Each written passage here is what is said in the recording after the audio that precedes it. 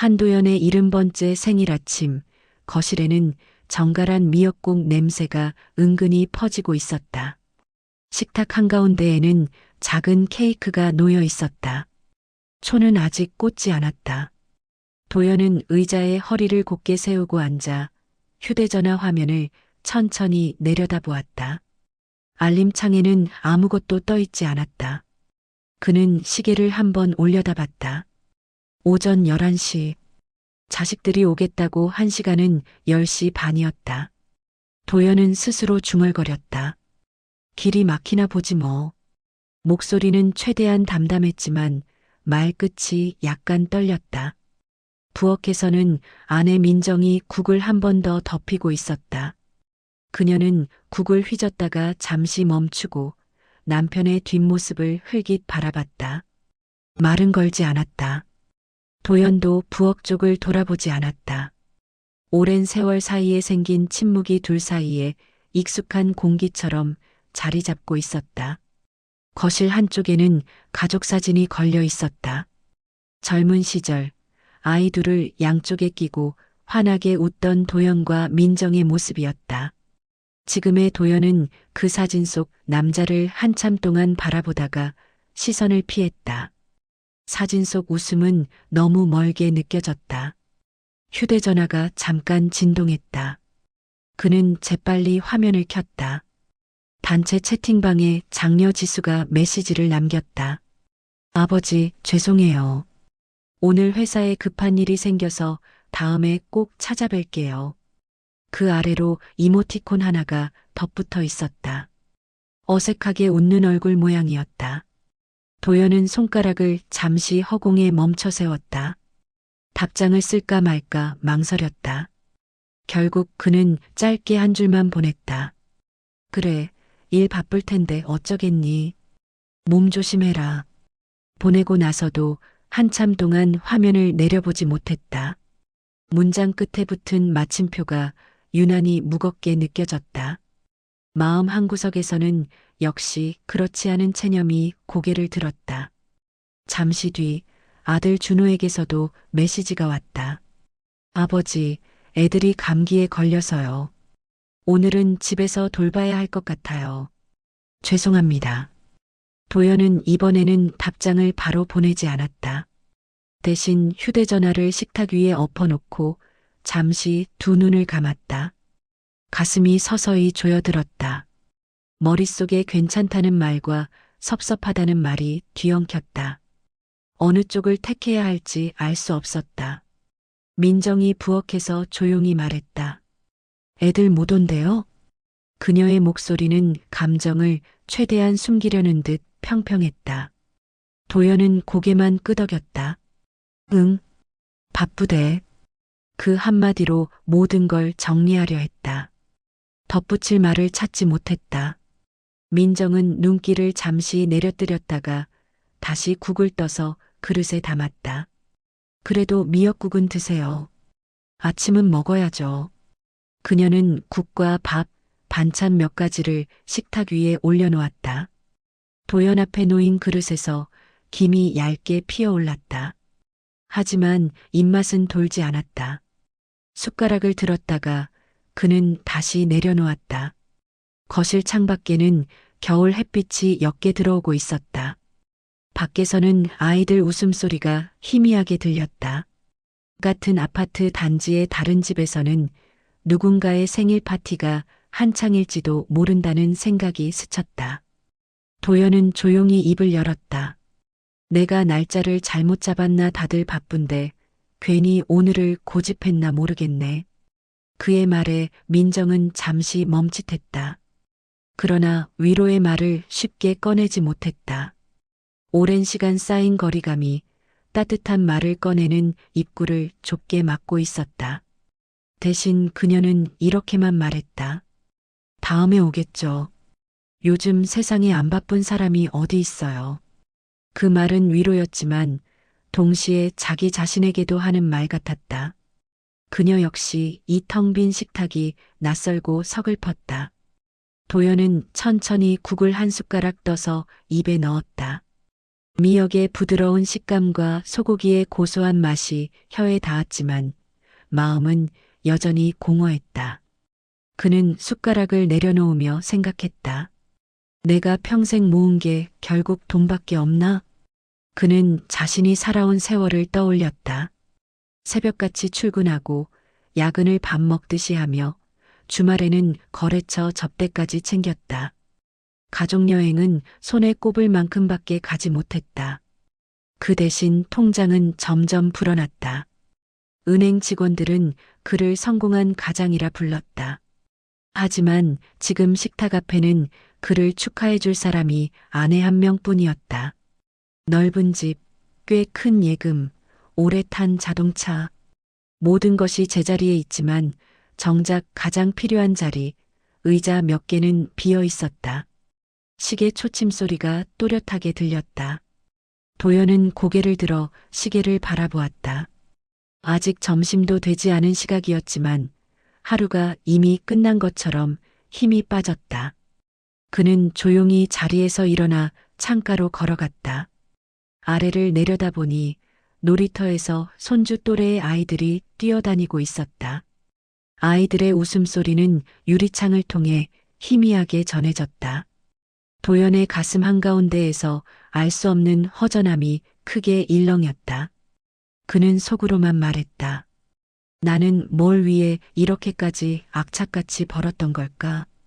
그 순간 그의 등은 조금 더 굽어 보였다. 그러나 그 질문은 이날 처음으로 또렷한 형태를 갖추기 시작했다.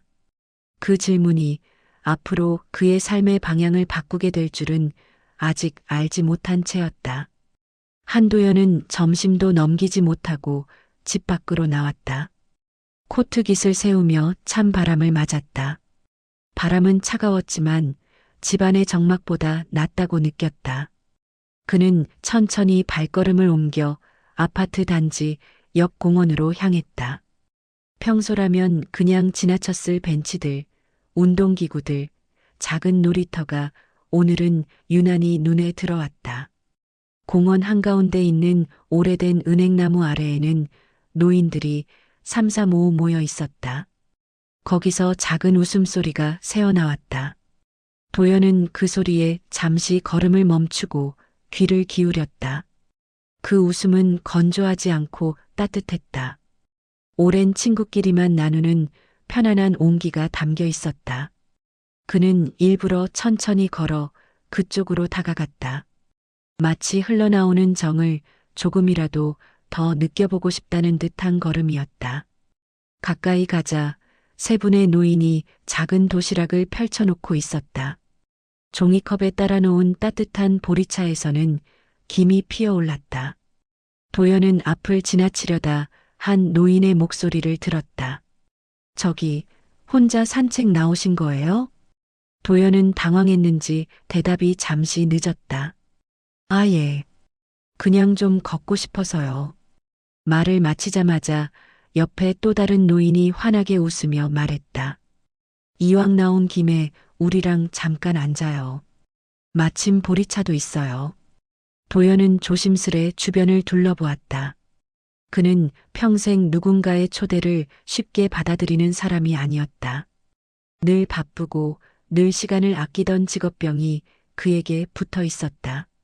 하지만 지금은 이유를 알 수 없이 그 초대가 마음을 건드렸다. 그는 조심스럽게 벤치 끝에 앉았다. 나레이션은 도연의 곁에서 그의 변화를 보고 있었다.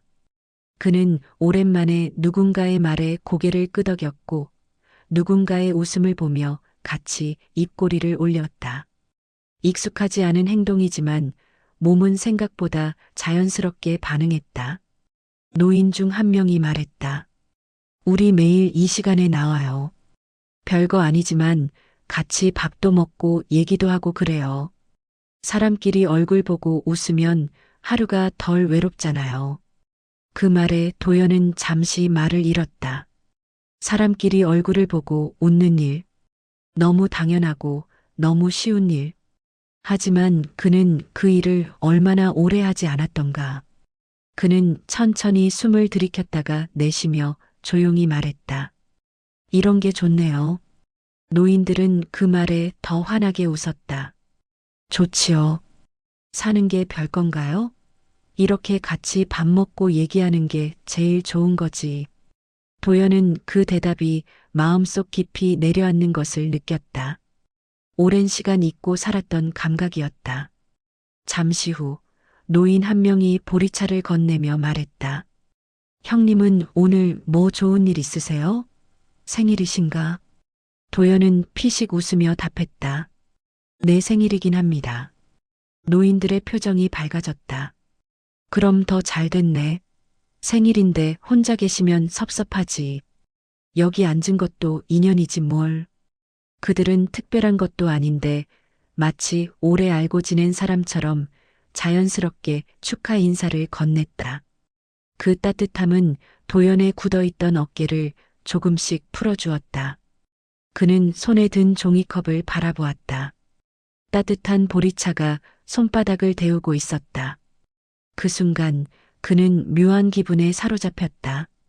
가족이 아닌 낯선 사람들과 앉아 있는 이 시간이 유난히 따뜻하다는 사실.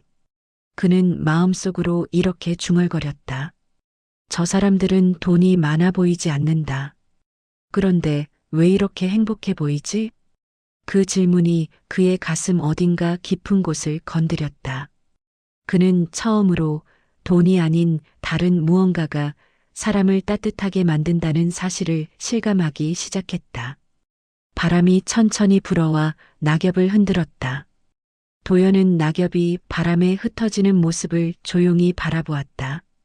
그의 마음도 함께 조금씩 흔들리고 있었다. 잠시 후 그는 자리를 일어서며 말했다. 보리차 잘 마셨습니다. 다음에 뵐 수 있으면 좋겠네요. 노인들은 환하게 웃으며 손을 흔들었다. 그럼요. 내일도 나와요. 또 봐요. 도연은 공원을 천천히 걸어 나왔다. 발걸음은 아까보다 조금 가벼웠다.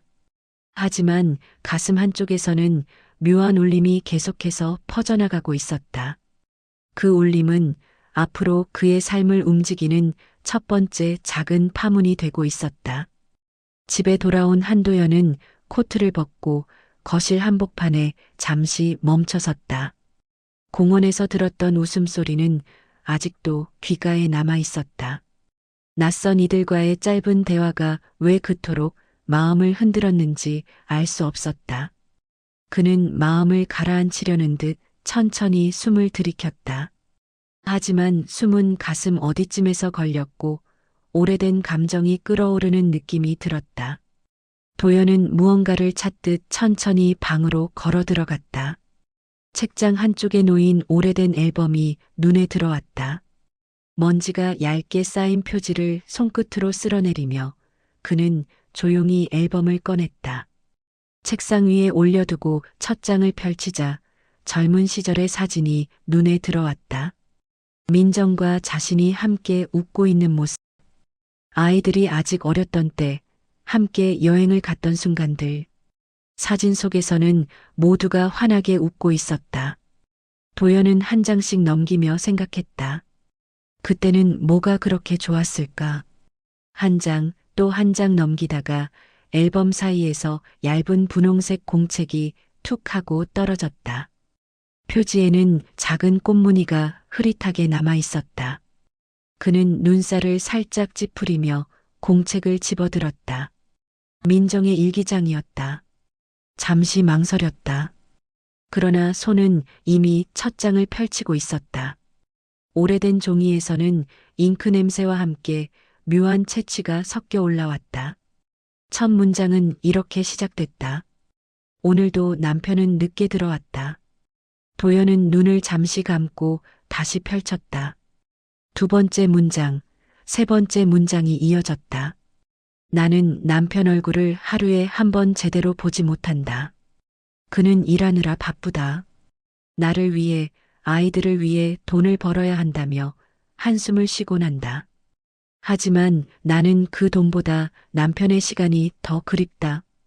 도연의 손끝이 약간 떨렸다. 종이가 미세하게 흔들렸다.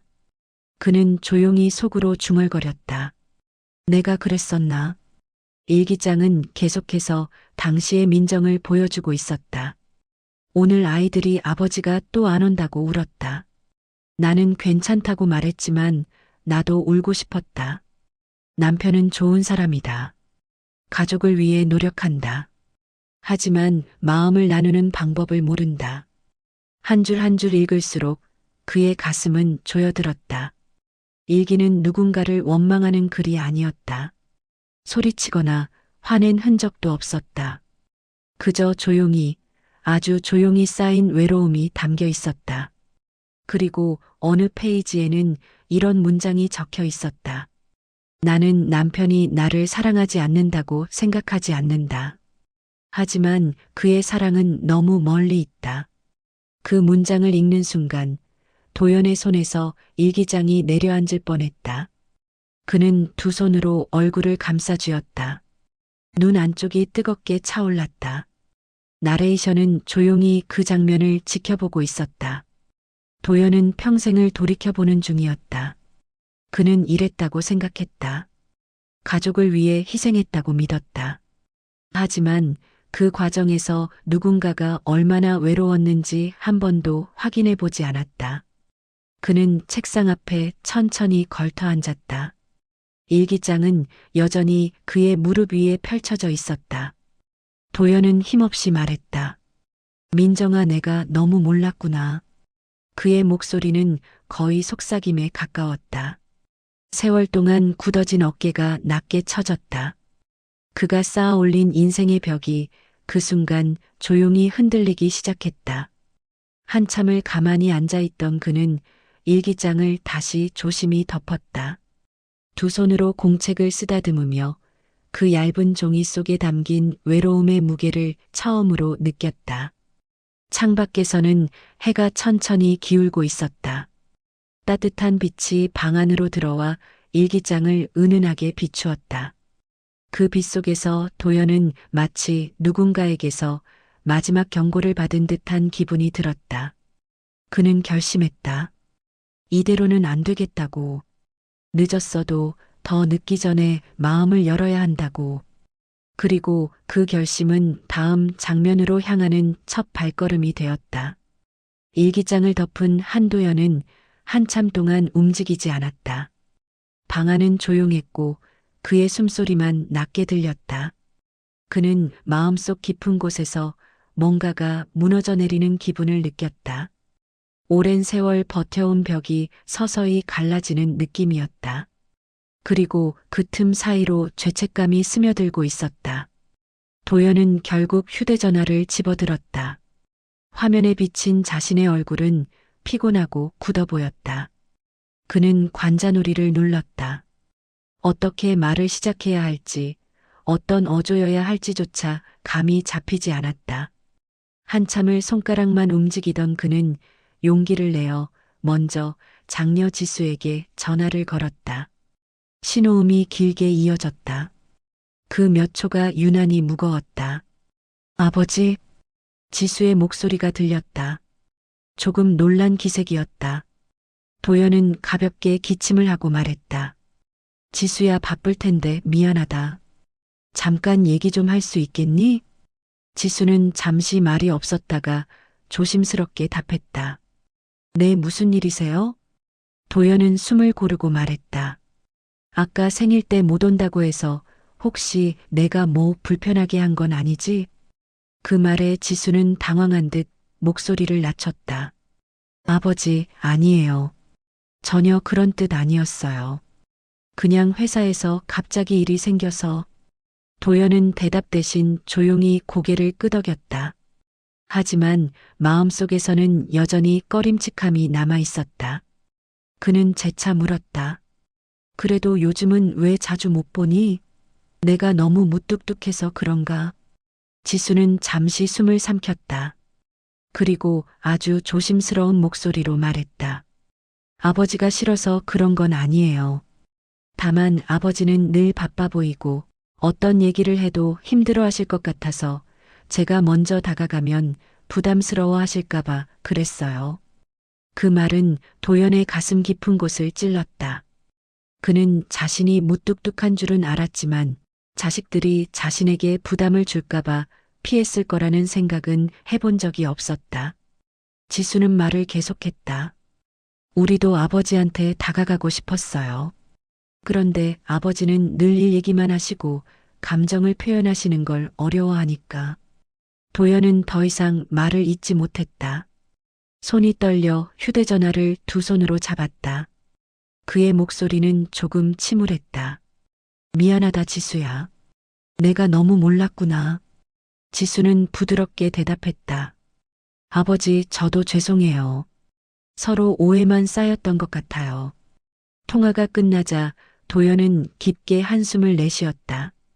그 한숨에는 후회, 부끄러움, 그리고 희미한 안도가 뒤섞여 있었다. 잠시 후 그는 아들 준호에게도 전화를 걸었다. 준호는 금세 받았다. 아버지, 무슨 일 있으세요? 도연은 떨리는 목소리를 다잡으며 말했다. 준호야, 너도 아버지랑 예전보다 멀어진 것 같아서 혹시 내가 뭔가 잘못한 건 아니지? 준호는 난처한 듯 침묵하다가 조용히 말했다. 아버지가 잘못해서 그런 건 아니에요. 그냥 아버지에게 뭐라 말하기가 어려워서 그랬어요. 아버지는 늘 엄격하시고 약점 보이는 걸 싫어하시잖아요. 도연은 그 말이 너무 정확해서 오히려 아팠다. 준호는 조심스럽게 덧붙였다. 저도 사실 아버지한테 인정받고 싶었어요. 그런데 가까이 가면 부담스러워 하실 것 같아서. 그 말에 도연의 눈가가 미세하게 흔들렸다. 나레이션은 그의 마음을 바라보고 있었다. 도연은 처음으로 자신의 침묵이 가족들에게 어떤 상처를 주었는지를 깨닫고 있었다. 그는 조용히 말했다. 준호야, 아버지가 그동안 너무 무뚝뚝했던 것 같다. 내 마음을 이제야 알겠구나. 준호는 말했다. 아버지, 우리 다시 천천히 이야기하면 돼요. 통화를 마치고 난 뒤 도연은 깊은 숨을 내쉬며 거실로 걸어 나왔다. 자녀들의 말들은 마음속에서 울렸다.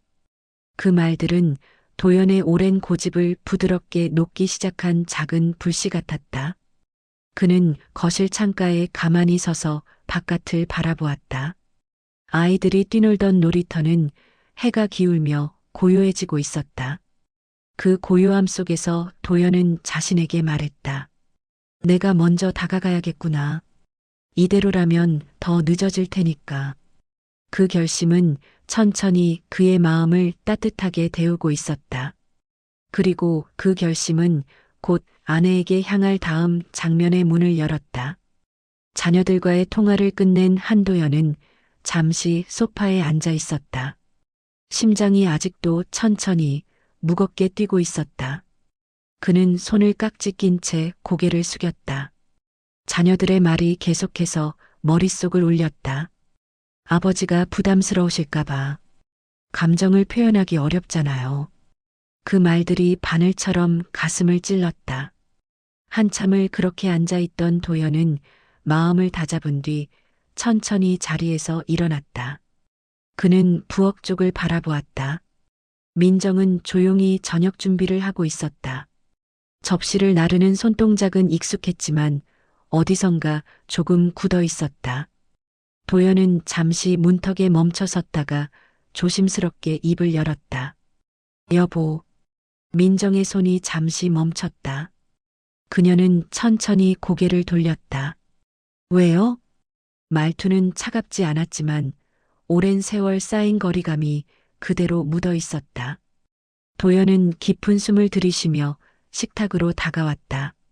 나 할 얘기가 있어. 민정은 접시를 내려놓고 그를 바라보았다. 두 사람 사이에는 짧지만 깊은 정적이 흘렀다.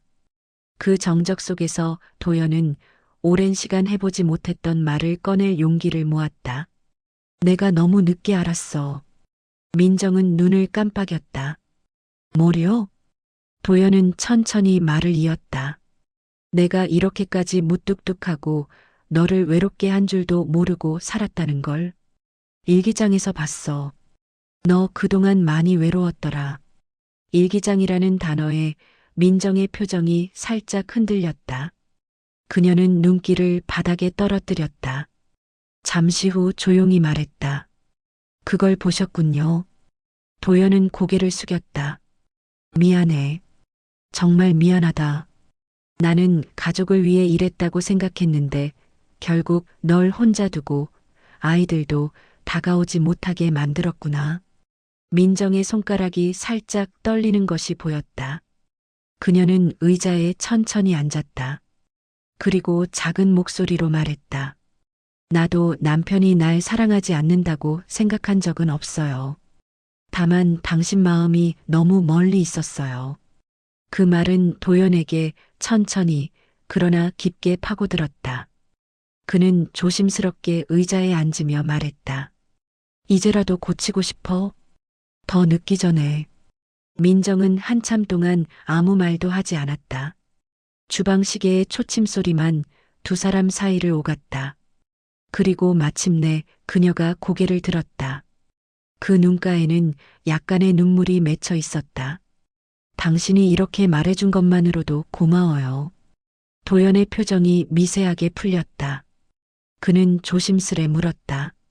그러면 오늘 같이 밥 먹을래? 민정은 천천히 미소를 지었다. 아주 작은 미소였지만 오래된 장마 뒤 처음 뜨는 햇빛처럼 따뜻한 미소였다. 그럽시다. 두 사람은 함께 식탁에 앉았다. 식탁 위에는 따뜻한 된장찌개, 김이 모락모락 나는 밥, 나물 몇 가지가 놓여 있었다.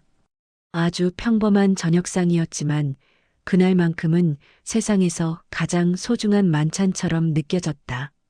나레이션은 두 사람을 바라보고 있었다. 도연은 국을 한 숟가락 뜨며 조용히 말했다. 여보, 앞으로는 내가 먼저 얘기할게.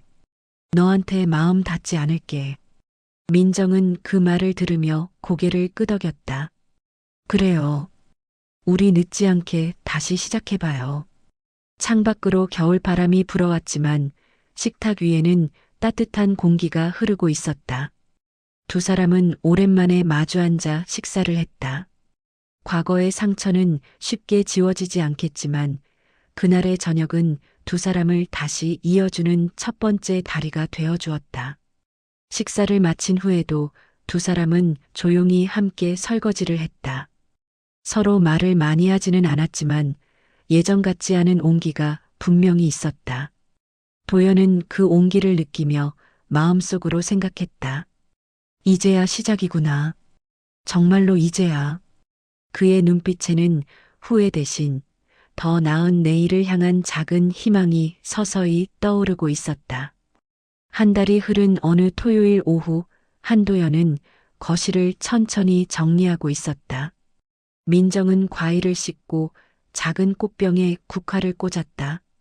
집안 공기는 한결 부드러워져 있었다. 오늘은 자녀들이 집을 찾아온다고 했기 때문이다.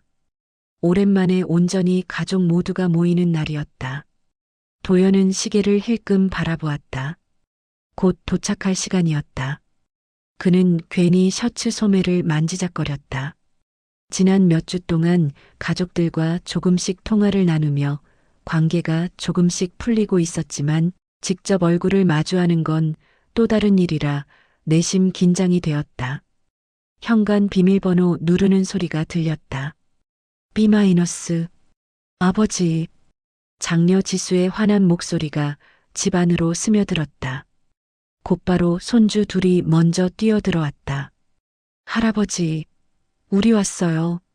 손주들의 작은 손이 도연의 허벅지와 손을 쥐었다. 오랜만에 느끼는 따뜻한 스킨십이었다. 도연의 얼굴엔 자연스럽게 미소가 번졌다. 그래 왔구나. 곧 이어 준호도 아이들을 데리고 들어왔다. 아버지, 잘 지내셨어요? 그 말투는 예전보다 훨씬 부드러웠다. 민정은 부엌에서 나와 말했다. 어서 와. 밥 금방 차려질 거야. 식탁에는 찜닭, 잡채, 전, 과일, 케이크까지 정성스럽게 준비되어 있었다. 생일은 지난 지 한 달이 넘었지만 지수가 말했다. 아버지 생일 파티 다시 해야죠. 그땐 못 갔으니까. 도연은 그 말에 잠시 말을 잇지 못했다. 따뜻한 감정이 목까지 차올랐다. 그는 조용히 고개를 끄덕이며 말했다. 그래, 고맙다. 모두 자리에 앉았다. 손주들이 초를 케이크에 꽂고 소리쳤다. 할아버지, 소원 비세요. 촛불 위로 흔들리는 불빛을 바라보며 도연은 잠시 눈을 감았다. 그리고 아주 단순한 한 가지를 마음속으로 빌었다. 이 시간이 오래도록 계속되기를. 촛불이 꺼지자 박수 소리가 집안을 가득 메웠다. 식사를 시작하자 손주들은 학교 얘기와 친구 얘기를 신나게 쏟아냈다. 준호는 회사에서 있었던 일을 편하게 이야기했고 지수는 요즘 새로 배우는 취미 이야기를 꺼냈다. 민정은 옆에서 아이들 접시에 반찬을 챙겨주며 환하게 웃고 있었다. 도연은 그 모습을 가만히 바라보았다. 그의 눈에는 오래된 공허함이 아닌 충만함이 차올랐다. 그는 조용히 말을 꺼냈다. 지수야, 준호야, 오늘 이렇게 와줘서 고맙다. 지수가 맞장구 쳤다. 우리도 이렇게 같이 밥 먹는 거 너무 오랜만이에요. 앞으로는 자주 올게요. 준호도 고개를 끄덕였다. 아버지하고 얘기하는 것도 앞으로는 더 자주 하고 싶어요. 도연의 마음은 뭉클하게 흔들렸다. 그는 잠시 식탁을 바라보았다. 따뜻한 음식, 웃음소리, 사람들의 숨결. 이 모든 것이 그가 오랫동안 잃어버리고 살았던 것들이었다. 나레이션은 그를 천천히 비추고 있었다. 도연의 표정에는 평온함이 깃들어 있었다. 가족의 목소리는 그의 굳어있던 마음을 부드럽게 풀어주고 있었다. 식사가 끝난 뒤 손주들이 도연의 손을 잡고 말했다. 할아버지, 다음에 우리랑 놀이터 가요. 도연은 아이들의 손을 꼭 잡고 대답했다. 그래, 꼭 가자. 아이들의 손은 작고 따뜻했다. 그 온기가 그의 손등을 깊게 파고들었다. 식탁 위에는 여전히 설거지할 그릇들이 쌓여 있었지만 도연은 그것마저 감사하게 느껴졌다. 집안은 오랜만에 집다운 온기로 가득 차 있었다. 도연은 마음속으로 천천히 말했다. 내가 놓쳐온 시간들이 이렇게 돌아오고 있구나. 그의 눈빛에는 후회가 아니라 희망이 자리 잡고 있었다. 다음 순간 가족이라는 단어가 그의 가슴 속에서 새롭게 태어났다. 그리고 그는 이 순간을 오래오래 간직하고 싶었다. 그날의 저녁은 그가 평생 찾아 헤매던 진짜 부가 무엇인지 깨닫게 해주는 순간이었다. 가족들이 돌아간 다음 날 아침, 한도연은 거실 창가에 서서 천천히 차 한 잔을 마셨다. 창밖에서는 햇빛이 잔잔하게 아파트 단지를 비추고 있었다. 어제의 따뜻함이 아직도 그의 몸 안에 남아 있었다. 하지만 그는 마음 한구석에서 또 다른 생각이 떠오르는 것을 느꼈다. 이 온기를 나만 가지고 있어도 되는 걸까? 그 질문은 그를 조용히 움직이게 했다. 오래전부터만 알고 있었지만 한 번도 발을 들여놓지 않았던 동네 복지관이 떠올랐다. 그는 코트를 걸치고 천천히 그곳으로 향했다. 복지관 건물 안으로 들어서자 은은한 된장국 냄새와 사람들의 이야기 소리가 들려왔다. 넓지 않은 공간이었지만 곳곳에서 따뜻한 기운이 흘러나오고 있었다. 접수대에 앉은 직원이 환하게 인사했다. 어서 오세요. 처음 오시는 분이신가요? 도연은 잠시 멈칫하다가 고개를 끄덕였다.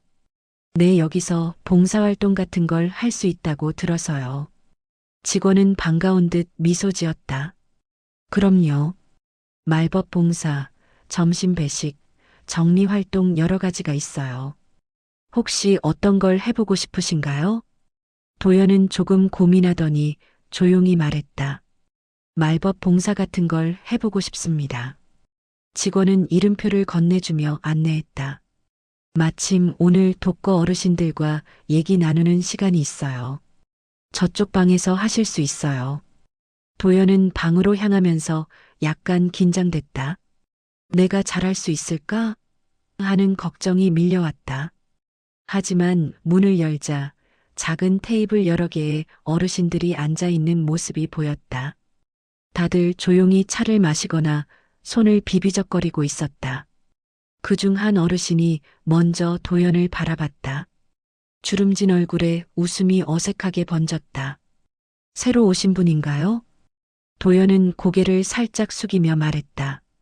예, 인사드리러 왔습니다. 그는 빈자리 하나에 조심스럽게 앉았다. 옆에 앉은 어르신이 말을 걸었다. 나이도 많아 보이는데 봉사하러 오신 거예요? 별일이네. 도연은 웃음을 지으며 대답했다. 저도 누군가와 이야기 나누고 싶어서요. 그 말에 어르신은 눈을 가늘게 뜬 뒤 고개를 끄덕였다. 그래요? 그럼 우리 같은 사람들이랑 얘기하는 것도 괜찮겠네. 그때 방 안에 개성이 뚜렷한 목소리를 가진 할머니 한 분이 말했다. 아저씨, 어디 사세요? 자식은 있고요? 도연은 천천히 답했다. 네, 자식 둘 있고 얼마 전에 생일도 같이 보냈습니다. 그 말에 할머니는 손을 맞잡으며 말했다. 아이고, 그래도 복 받으셨네. 나는 생일 때 혼자였거든요. 케이크는커녕 말 한마디 들은 사람이 없어요. 그 말은 도연의 가슴을 깊게 찔렀다.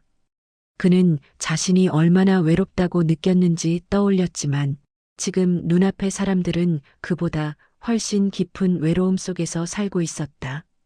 도연은 진심을 담아 말했다.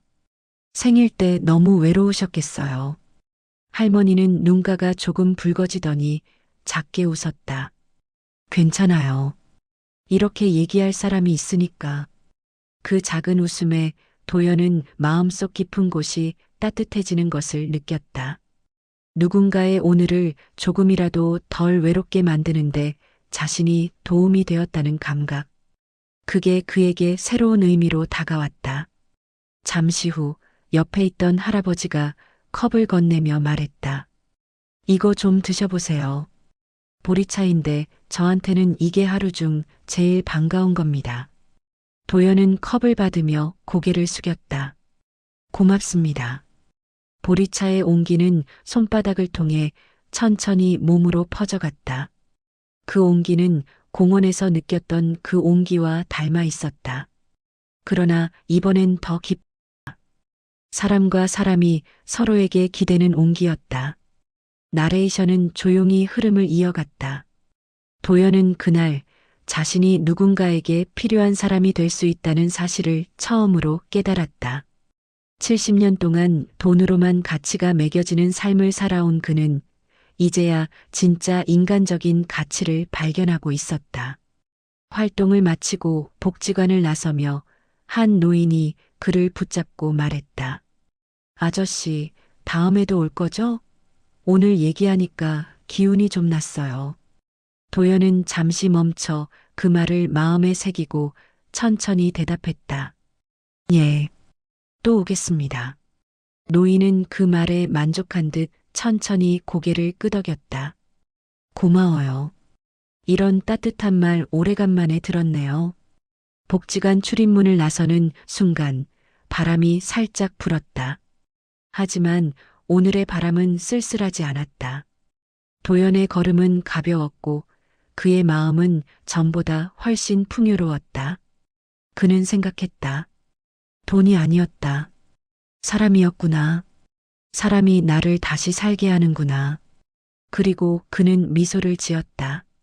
그 미소는 오늘 처음으로 마음 깊은 곳에서 자연스럽게 피어난 것이었다. 복지관에서 돌아온 다음 날 아침 햇살이 거실 한가운데를 부드럽게 비추고 있었다. 한도연은 천천히 식탁에 앉아 따뜻한 차를 앞에 두고 있었다. 전날의 여운이 아직도 그의 몸과 마음을 감싸고 있었다. 그는 컵을 손으로 감싸며 천천히 생각을 정리했다. 이 마음 잊지 않으려면 기록해야겠다. 그는 안방으로 들어가 책상 서랍을 열었다. 수십 년 동안 여러 서류와 공책들이 쌓여 있었지만 그는 오래전 일기를 쓰다 만 작은 노트를 꺼냈다. 페이지는 누렇게 바랬고 표지 모서리는 조금 닳아 있었다. 그 노트를 들고 다시 거실로 돌아온 그는 천천히 자리에 앉았다. 펜을 손에 쥐었을 때 그의 손등 위에 햇빛이 부드럽게 내려앉았다. 도연은 잠시 창밖을 바라보았다.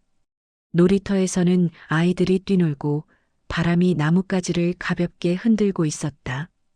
그 평범한 풍경이 오늘따라 유난히 따뜻하게 느껴졌다. 그는 조용히 펜촉을 종이에 올렸다. 첫 문장은 의외로 쉽게 흘러나왔다.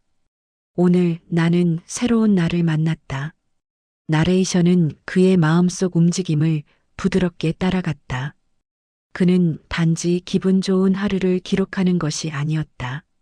70년을 살아오며 처음으로 자신의 마음을 솔직하게 바라보고 있었다. 도연은 천천히 글을 이어갔다. 나는 평생 가족을 위해 살아왔다고 믿었다. 하지만 그 믿음 속에는 내가 만든 벽도 있었다. 아내에게도 자식들에게도 그리고 나 자신에게도. 그의 손이 조심스럽게 움직였다. 글자 하나하나가 마치 쌓인 감정을 털어내는 듯했다. 잠시 펜을 놓고 도연은 깊은 숨을 들이켰다. 그는 지난 몇 달 동안의 변화가 불현듯 스쳐 지나가는 것을 느꼈다.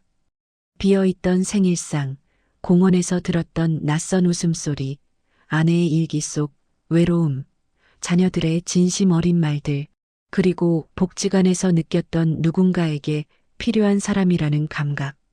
그 모든 것이 지금 이 순간을 만들어냈다. 그는 다시 펜을 들어 마지막 문장을 적었다. 70세가 되어서야 깨달았다. 삶을 풍요롭게 만드는 건 돈이 아니라 사람과 마음을 나누는 일이라는 것을. 그 문장은 그가 살아온 인생 전체를 관통하는 작은 결론이었다. 그리고 그 결론은 그가 남은 삶을 살아갈 새로운 나침반이 되려 하고 있었다. 도연은 펜을 천천히 내려놓고 일기장을 덮었다. 그는 두 손으로 일기장을 부드럽게 쓰다듬었다. 마치 오래도록 기다려온 중요한 답을 종이 속에서 찾은 사람처럼. 창문 너머로 햇살이 조금 더 짙어졌다. 도연은 조용히 일어나 창가로 걸어갔다. 바람이 커튼을 살짝 흔들었고 그 바람은 그의 얼굴에도 닿았다. 그는 미소를 지었다. 어제 복지관에서 만난 할머니가 했던 말이 떠올랐다. 오늘 얘기하니까 기운이 좀 나요. 그 말이 지금 그의 마음에도 그대로 적용되고 있었다. 누군가와 마음을 나누면 그 나눔이 결국 자기 자신에게 돌아온다는 사실을 도연은 온몸으로 느끼고 있었다. 고요한 거실 한가운데서 그는 나지막이 혼잣말을 했다. 이제부터라도 사람을 더 가까이 해야겠구나. 그의 눈빛은 편안했다. 후회도 슬픔도 아니라 잔잔하고 깊은 평온이 깃들어 있었다. 그 평온은 이제 남은 생의 길동무가 되어 주리라는 예감이 들었다. 그리고 도연은 천천히 창밖을 바라보았다. 햇살은 밝았고 그의 새로운 삶은 고요히 그 빛 속에서 시작되고 있었다.